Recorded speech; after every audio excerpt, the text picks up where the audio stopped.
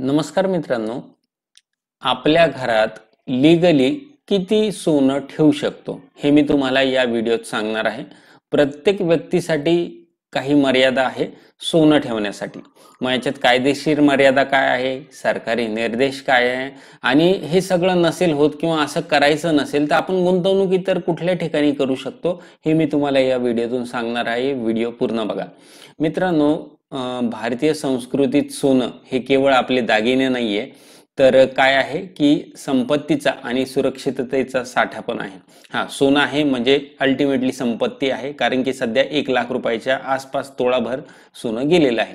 सुरक्षितता म्हणजे काय की इन केस काही इमर्जन्सी असेल तर तुम्ही ते गहाण ठेवू शकता, त्याच्यावर पैसे घेऊ शकता किंवा मोडून सुद्धा तुम्हाला पैसे येतात. बऱ्याच वेळेस तुम्ही बघत असाल की सरकारी छापेमारी होती, ईडीची छापेमारी होती, तेव्हा लोकांच्या घरातून जवळपास 1 किलो सोनं, 1.5 किलो सोनं अशा प्रकारे सोनं निघतं. मग त्यांच्यावर काही कारवाई होत असेल की नाही, किंवा घरी किती सोनं ठेवण्यास कायदेशीर परवानगी आहे हे मी तुम्हाला या व्हिडिओत सांगतोय. आता कायदेशीर नियम काय सांगता, आता आपल्या इथे इंडियामध्ये की कायदेशीर नियम असं सांगता की सोनं बाळगण्यासाठी कठोर कायदेशीर मर्यादा नाही. या ठिकाणी शब्द आहे कठोर कायदेशीर मर्यादा, म्हणजे एकदम हार्ड अँड फास्ट नाही, याच्यावरती ठेवलं तर तुम्हाला लगेचच जेल होईल असं नाहीये. ओके, परंतु 1968 मध्ये एक कायदा आला होता, गोल्ड कंट्रोल ऍक्ट म्हणून होता, ज्याच्यामध्ये सोने बाळगण्यावर मर्यादा होती. म्हणजे घरात सोनं ठेवायचं नाही, त्या लेवलपेक्षा जास्त ठेवायचं नाही.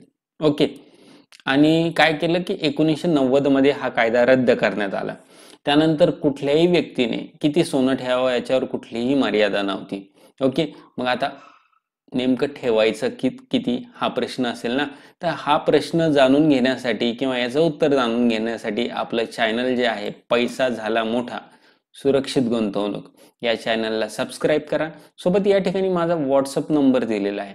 माझा व्हॉट्सअप नंबरवर जर तुम्ही मेसेज पाठवले, तुमचं नाव पाठवलं, तर मी तुम्हाला आर्थिक नियोजन कसं करायचं, इन्व्हेस्टमेंट कशा प्रकारे करायला पाहिजे याची सगळी माहिती आणि व्हिडिओ तुम्हाला तुमच्या व्हॉट्सअपवर टाकत जाईल.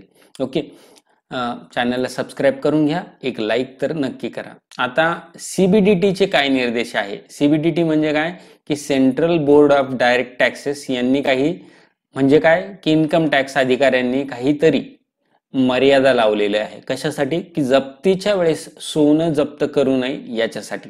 आता तुमच्या घरात 1 किलो सोनं सापडलं, तुमची जॉईंट फॅमिली आहे, तर मग त्यावेळेस काय होऊ शकतं, किती सोनं तुम्हाला अलाउड आहे. मग याच्यासाठी आहे की विवाहित महिला ज्या आहे 500 ग्रॅम. आता जर विवाहित महिला असेल तर 500 ग्रॅम पर्यंत सोनं ठेवू शकता.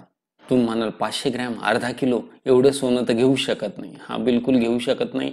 आपल्याकडे नसतं, सामान्य व्यक्तीकडे नसतं, परंतु आपल्याला वडिलोपार्जित मिळत असतं, आई त्यांच्या मुलींना देत असता. ओके, मग अशा कंडिशनमध्ये काय होतं की ते सोनं साठत जातं. मग अशा वेळेस काही कंडिशन अशी येते की आपल्या घरात विवाहित महिला असेल त्यांच्याकडे 500 ग्रॅमपेक्षा जास्त सोनं होऊ शकतं. ओके, किंवा अविवाहित महिला आहे त्यांना 250 ग्रॅम पर्यंत सोनं ठेवता येतं. आता महिलांसाठी सोनं नेहमीच जास्त असलेलं ते ठेवत राहतं, आवडत राहतं. विवाहित पुरुष किंवा अविवाहित पुरुष यांना 100 ग्रॅम पर्यंत सोनं ठेवण्याची मर्यादा आहे आणि घरातल्या प्रत्येकासाठी ही मर्यादा वेगवेगळी आहे. तुम्ही म्हणाल लहान मुलगी आहे, अविवाहित, तिच्या नावावर 250 ग्रॅम ठेवले चालतं का? ओके, अविवाहित महिला, ओके, 250 ग्रॅम पर्यंत ठेवलेलं अगदी अगदी परमिसिबल आहे.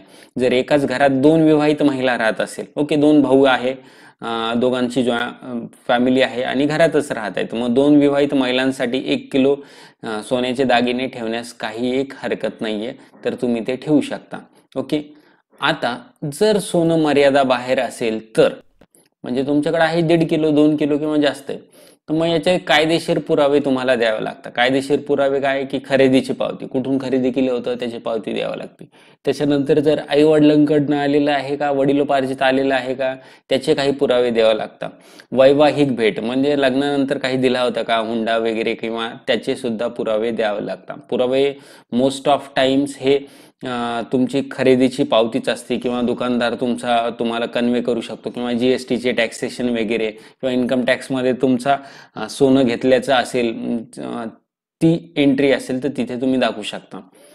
जर पुरावे दाखवले तर जप्ती होणार नाही. तुम्हाला आधीच सांगितलं कठोर निर्णय नाहीये.